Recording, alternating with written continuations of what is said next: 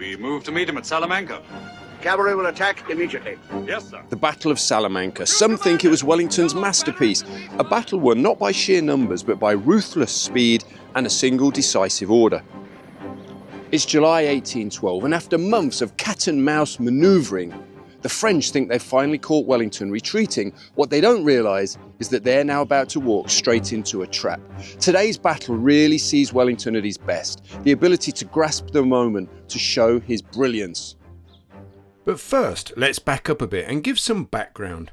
Wellington has kicked the French out of Portugal. Hurrah! Hip, hip, hooray! He's smashed his way into Spain and taken two key fortresses, Ciudad Rodrigo, which we covered in a recent video, and Badajoz.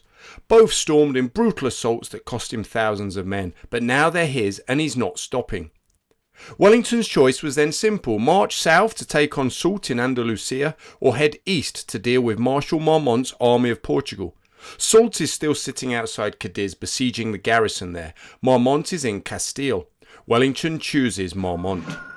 So, with his flanks secured, Wellington marches east on June the 13th, 1812. He leaves Hill with 18,000 men to watch the south and covers himself with a few thousand Spanish allies. So he's soldiers, Pat. Fresh out of the box by the look of them. Now Salamanca. The French have garrisons in 3 forts at the edge of town. They're tough nuts to crack, and Wellington doesn't have enough firepower with him. Still, he presses on, and Sir Henry Clinton's 6th Division is ordered to invest and take the forts. Meanwhile, the bulk of Wellington's army bypasses the town and takes up a strong position 3 miles north on the San Cristobal Heights. Marmont can't let Salamanca fall. A game of tactical cat and mouse ensues. On June 27th, those forts in Salamanca finally fall. But by early July, the French and British armies are now about equal in strength, and the French have more artillery. The two armies march south in parallel, shadowing each other, each trying to turn the other's flank. On July 21st, they bivouac in the rain by the Tormes, wet, cold and miserable. The next morning, July the 22nd, is the day of battle. The numbers are evenly matched. Wellington with about 47,000 infantry, 3,000 cavalry and 60 guns. Marmont with 46,000 infantry, 3,500 cavalry and 78 guns. The British are desperate for a scrap. Lieutenant John Kincaid of the 95th Rifles, you may remember him from previous videos, wrote, "The idea of our retiring before an equal number of any troops in the world was not to be endured with common patience."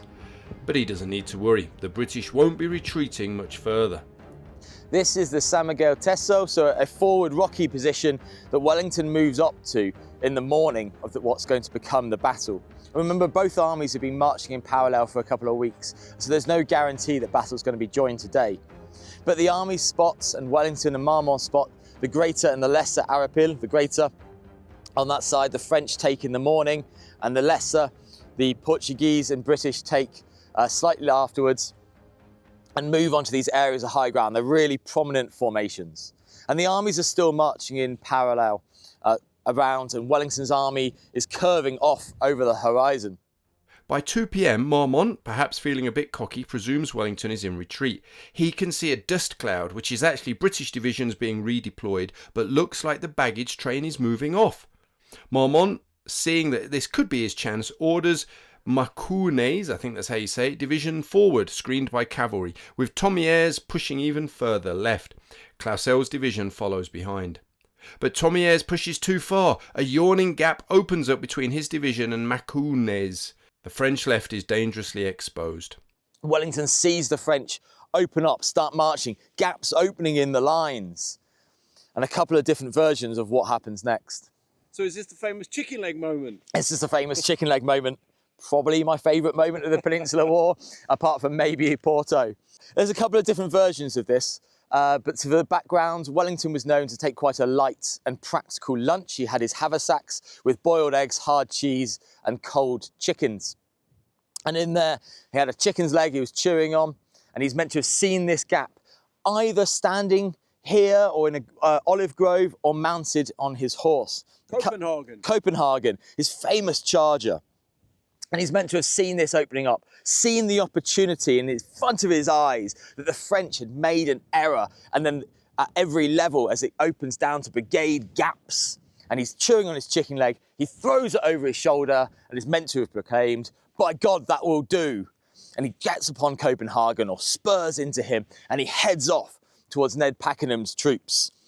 He gets towards the 7th Division, orders them into the attack, orders Stapleton's Cotton's cavalry to follow up, and he's charging back across the plain, back towards this area, and even passes his aides. Wellington's such a good horseman that they're still going in the other direction as he's outpacing them, coming back towards his main force, which is here behind me, to start pushing them forwards. And what he wants to do is swing in his right, exploit the French, and then he's going to be pushing on to the assault between the Lesser and Greater Arapiles. And whilst that's going on, the British heavy cavalry are thundering in. So, Marcus, where are we driving from and to? What happened around here? We're driving from the Lesser Arapile towards the Greater Arapile, which is Marmont's position at the outbreak of the battle, and he's up there observing wrongly what he thinks of Wellington's baggage was actually Ned Pakenham's troops. He's up there looking at the battle, but very early on he's exposed to British artillery. But you can see actually when we're coming down next to it how good a position it would be, and how difficult the fighting up there would be, especially for the Portuguese, who led a lot of the assault towards the rocky positions there. So it's a hell of a steep climb from the back of the big Arapile, the Grand Arapile. But you know us, you know Marcus and I, we are going to do it. There we go, look at that, charging up. So Marcus, it seems like Marmont made a pretty bad decision to send his divisions over there, assuming Wellington was retreating. Why didn't he quickly reverse that order? Well, Marmont argues he was about to, and he was mounting his horse.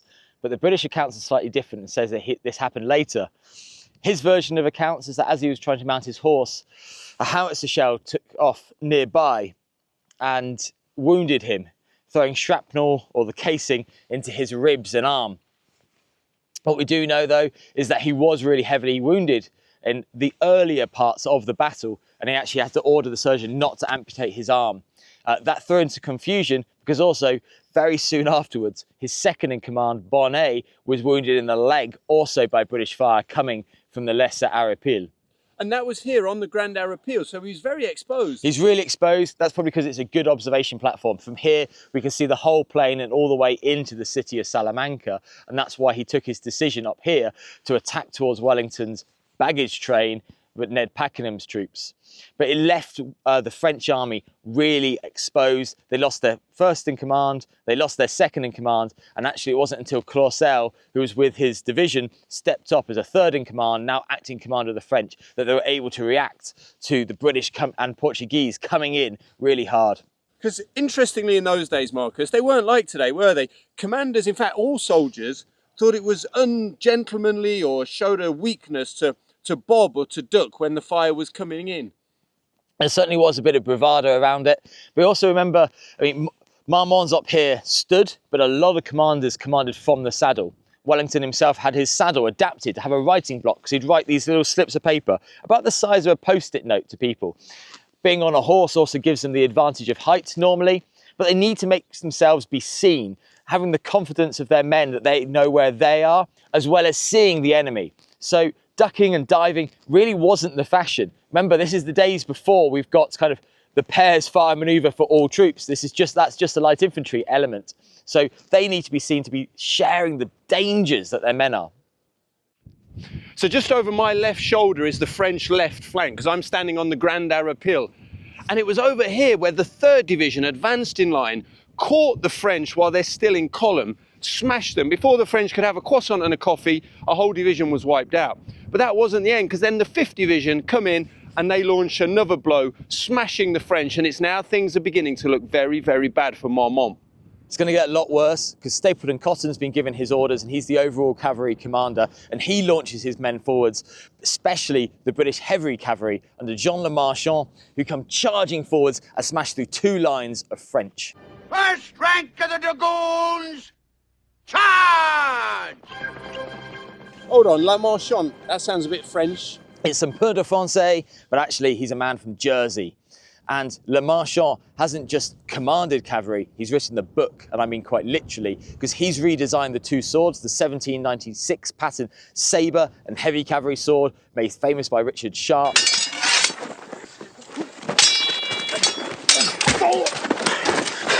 and also written the book on sabre drills and the cuts. And they literally draw a face of a Frenchman with a moustache on the walls of the barracks, and they practice that. So he really knows the stuff. He's professionalised the British heavy cavalry and the light cavalry into what's going to be the machine today. And they plough through the French, first line, second line, and through so far they actually only halt when they reach the trees over to my right, your left.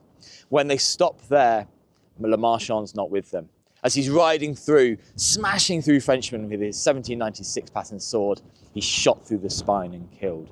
And there ends a career of a great cavalryman. And what happens? Is the charge a massive success, or do they do what they usually do and go too far? By reaching the trees, they have gallops and everything, and they've gone a bit too far. But they have decimated the French upon this side. Up here on the Greater Arapiles, French guns inflicted heavy casualties on the British and Portuguese troops. But could the Allied infantry storm such an imposing and well-defended natural feature? After several attempts, yes. You can see this very steep slopes on this side, and the Allies make an attempt upon it, especially led by the Portuguese brigades, and they're heading up towards this slope on the Greater Arapiles, and they come across these massive rock formations. To my right up there is about 9 foot. With their hobnail boots, which makes scrambling really difficult, they try to get up, and they're back down, and as the French fire upon them, they're merciless. Heavy casualties towards the British, and especially the Portuguese, who really want to get up here and push the French off the heights. There was a furious musketry duel. Pax Portuguese were hurled back from the Greater Arapiles after a brutal volley tore them apart. For a moment it looked as if the French had the upper hand. Clausel counterattacked and the 4th Division broke in bloody confusion. But Clinton's 6th Division arrived just in time, hitting the French head-on, while Beresford's Portuguese took them in the flank. The French counterattack collapsed and the French abandoned the Greater Arapiles as Wellington's line surged forward. But of course there's still time for a bit of classic British military glory, the capture of French eagles. What actually happened? And in Pringle's brigade we have the 30th and the 44th regiments of foot. They go in, and between them you have ensigns Pratt and Lieutenant Pearce of the 30th and the 44th, and they capture, with some privates obviously helping them, 2 eagles. In fact, it's the 44th regiment, when they find an eagle, is actually being unscrewed from its colours mount and apparently hidden under a soldier's greatcoat, and it's going to be smuggled away. And it's basically a case of, no, I'll have that, please. But eagles represent the French honour of the 1st battalions, and so with them, there's a lot of honour and tradition. And so to capture 2 eagles is a big deal for Salamanca. But I heard a rumour there was a 3rd eagle. What can you tell us? So there's 2 more parts of this story. One, the Portuguese claim it was actually one of their battalions who captured the eagle that's now claimed by the 30th, and it was a British soldier serving with the Portuguese that claimed that they got it. There's also another part, the Connaught Rangers, who we've met at Fuentes de Uno. Famous Connaught. For we're the Connaught Rangers, the lads to face all dangers. Faga bala, clear the way. The Devil's Own, these really fierce Irish warriors. Now they capture a jingling Johnny. Bear with me, it's not what you think. It's a Turkish instrument. It's like a standard with loads of little kind of fairy bells on it, and it will twist and move in the wind. Now, one of the stories goes that it either had a little eagle on top to represent, or it was a full-size regimental eagle, and they captured it. And there are accounts saying that 3 eagles were captured at Salamanca. And what might have happened is that these men from Connaught, they tore the eagle apart, which was made of wood with gold leaf, thinking it was solid gold, and they take a bit in their pack and sell it later. And they could now no longer represent this wooden eagle and hand it to Wellington, just bits of wood chip. So it might have just disappeared into the fires that evening. But definitely 2, possibly 3 eagles were captured here at Salamanca, down on the fields below us. So guys, I'm up here by the memorial on top of the Grand Arapiles. And I just want to say thank you to Tony and Claudia. They also have given money, helped to basically sponsor this trip. So thanks to them. Marcus, my co-presenter on this whole series, has met them before. He says they're great people. They've been on one of his tours. And that's actually a good segue to mention Marcus does run tours, by the way, of the Peninsular War and of Waterloo. So if you want to get in touch with him, you can look up his Twitter page where he's at Cribb History. He's also just started a YouTube channel. Marcus, what's your YouTube channel? Cribb History again. He thinks it's Cribb History, but I'll put a link below just to be safe. So thanks again to Tony and Claudia. Let's get back to the story. And so Wellington wins the battle. And what it shows about Wellington that I think is really interesting, and we've talked about it, Marcus talks about this a lot, he wasn't just a defensive general. He showed decisiveness, he showed speed, and when the moment came, he took it. And that's what basically won this battle. There was heavy casualties. I think British casualties around 5,000, French around 7,000. It forced the French to fall back and essentially lost them control of central Spain. King Joseph had to leave Madrid. They were in serious trouble. You could argue that this was the beginning of the end for Napoleon in the Iberian Peninsula. So of course, some say this was Wellington's greatest ever victory. I believe he himself said it was a sigh in India during the Second Anglo-Maratha War. Other people, of course, would talk about Waterloo. But either way, it was a cracking victory. And it's still remembered to this day. The Rifles, it's their regimental day, 22nd of July. And 2 of those eagles that got captured can still be seen at museums in England. So Marcus and I are nearly at the end of our tour of Spain and Portugal. In a few weeks we'll be visiting the site of the incredible King's German Legion cavalry victory at Garcia Hernandez before we wrap things up. In the future we would love to visit battles such as Vittoria and those in the Pyrenees. If you'd like us to do that, then let me know in the comments, and please sign up for my mailing list over at redcoathistory.com/newsletter. I'll be back next week with more incredible stories from British military history. In the meantime, go back and watch this video on screen now about the siege of Ciudad Rodrigo in 1812. YouTube and I think you're going to like it.